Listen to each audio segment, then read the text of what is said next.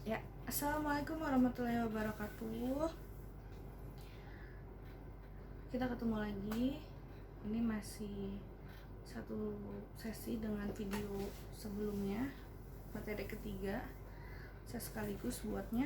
Ini materi keempat, yaitu Islam rahmatan lil alamin yang berkaitan dengan COVID-19 ya. Oke, kita langsung saja. Kita memahami bahwa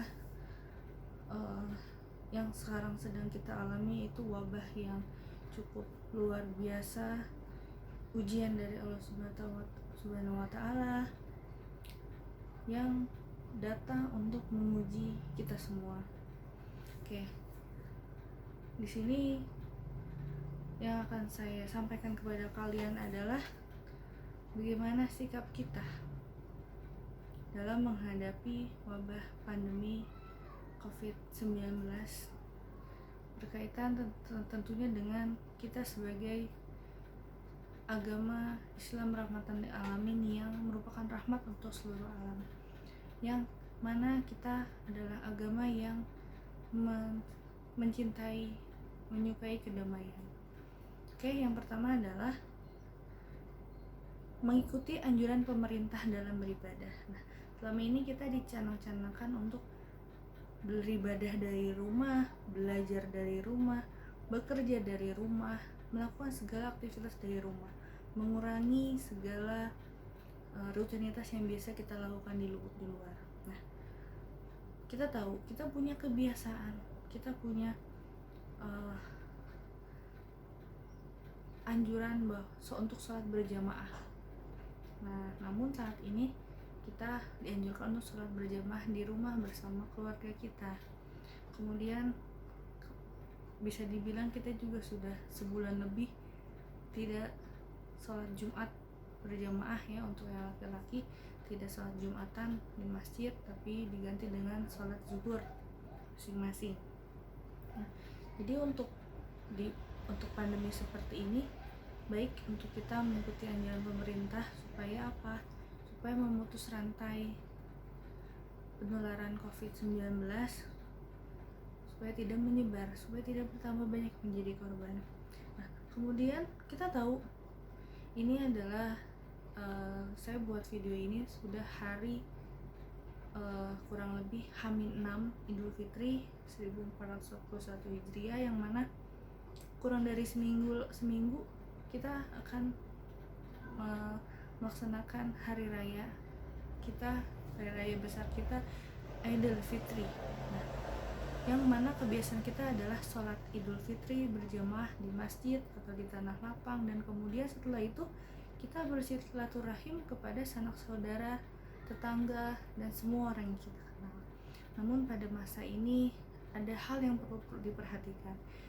Memang alhamdulillah MUI sudah memutuskan diperbolehkannya kita melaksanakan sholat Idul Fitri berjamaah di masjid ataupun di tanah lapang dengan memperhatikan syarat-syarat. Nah, ada syaratnya. Syaratnya diperbolehkan kita sholat berjamaah Idul Fitri jika kita berada di kawasan zona yang penularan COVID-19-nya masih terkendali, masih aman, ataupun kita ada di lingkungan yang mana terbatas, yang tidak banyak lalu lalang orang luar untuk bebas keluar masuk. Jadi misalnya kita sholat di masjid atau di lapangan daerah kita, yang mana jamaahnya itu ya warga kita saja gitu, tidak warga dari daerah lain, misalnya dari komplek lain, dari kampung lain, tidak, tapi hanya warga kita, jamaah kita saja, itu masih diperbolehkan. Tentunya juga tetap memperhatikan protokol kesehatan, yaitu tetap jaga jarak, tidak sembarangan kalau misalnya batuk atau bersin, dan juga tetap menjaga kebersihan cuci tangan. Nah, seperti itu. Ataupun yang merasa misalnya ragu ataupun dalam keadaan yang kurang sehat, lebih baik laksanakan sholat Idul Fitri di rumah saja gitu. Ataupun misalnya kita ada di daerah zona yang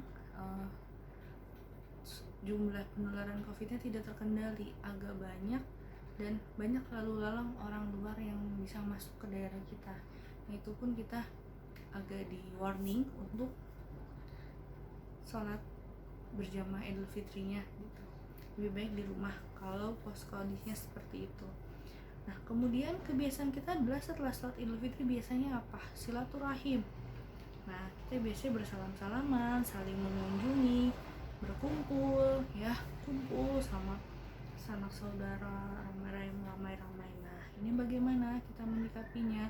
Tentu adanya kita tetap perlu melakukan namanya social distancing, menjaga jarak untuk sementara tidak bersentuhan, seperti itu, ya. Ataupun kalau kumpul tidak lama-lama, cukup ketemu, mohon maaf, salaman tanpa bersentuhan, dah pergi, ya, seperti itu, ya. Jadi ada yang, ataupun lebih baik lagi kalau misalnya kita via online, WhatsApp, sosial media. Untuk situasi seperti ini saya kira bisa dimaklumi kalau kita tidak bertemu langsung.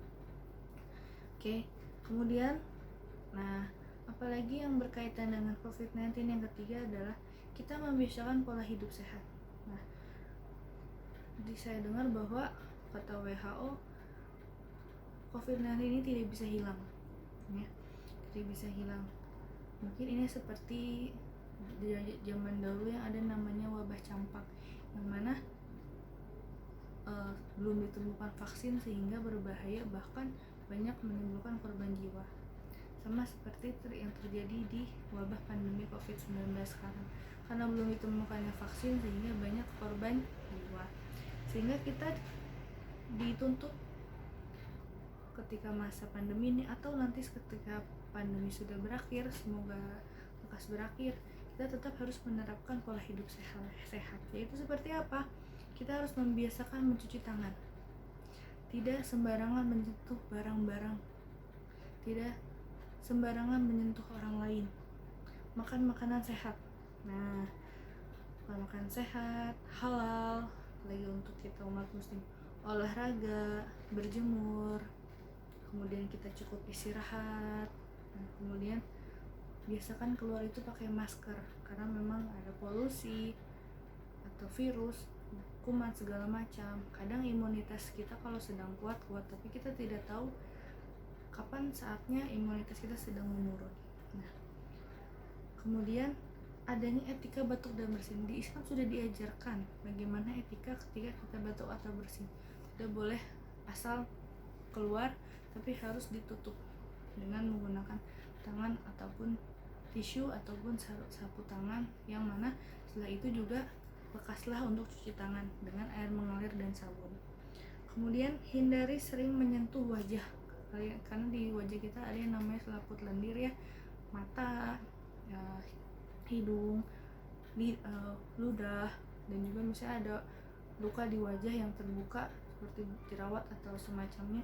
Ini bisa menyalurkan dari misalnya tangan kita kotor, itu akan langsung masuk ke dalam tubuh kita. Nah, dikhawatirkan yang masuk itu adalah virus.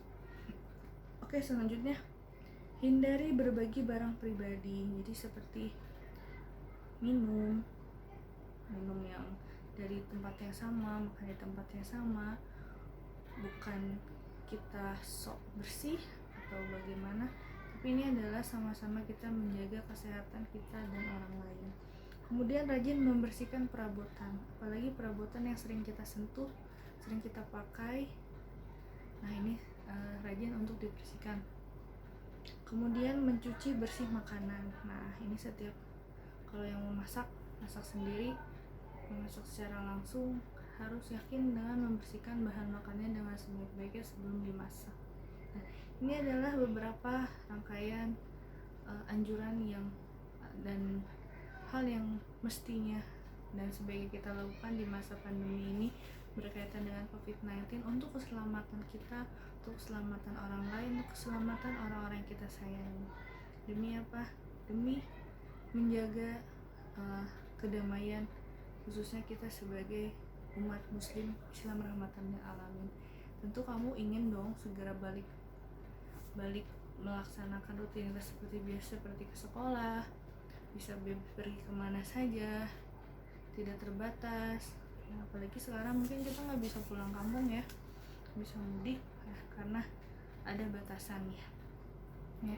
Kita doakan semoga COVID-19 ini segera berakhir, segera bisa kita kembali ke rutinitas kita, namun tetap menjaga pola hidup sehat yang tadi, menjaga jarak, menjaga kebersihan, dan lain-lain. Saya kira cukup. Ini adalah materi terakhir. Alhamdulillah selesai sudah rangkaian Smart Trend Ramadan kita. Semua tugas saya harap kalian bisa selesaikan dan kalian kumpulkan hari Rabu 20 Mei 2020. Dan menjelang itu adalah Idul Fitri. Saya mohon maaf, saya sebagai guru agama kalian jika masih banyak kekurangan, karena saya juga masih banyak belajar. Walaupun saya guru kalian, ilmu saya juga masih sangat sedikit, saya masih belajar. Saya harapkan sedikitnya yang saya sampaikan ke kalian bisa bermanfaat, bisa berguna untuk kalian, khususnya untuk masa ini dan masa depan, apalagi sampai masa akhirat nanti ya, insyaallah. Amin. Semoga kita dipertemukan lagi oleh Allah di surganya Allah. Semuanya tetap jaga kesehatan, tetap beribadah, tetap mengikuti anjuran pemerintah. Terima kasih. Wabillahi taufiq wal hidayah. Wassalamualaikum warahmatullahi wabarakatuh.